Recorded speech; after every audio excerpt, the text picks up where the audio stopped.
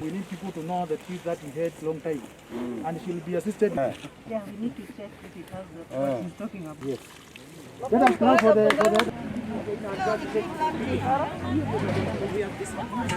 thirikari ina mubango ya kutua urimi wa thamaki commercial, not subsistence. Tikulima kwa wana. Kulima nikende twika ni tulima nikenda turia na tubira thokoni. We want to commercialize aquaculture in 15 counties. Okay? Na county chionde in the Mount Kenya region chionde iriku.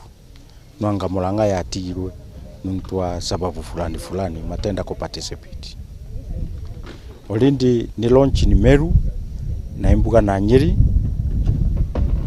Na in July tuka launch in the other counties including Embu, Tharaka-Nithi, Kirinyaga Kuthiugu.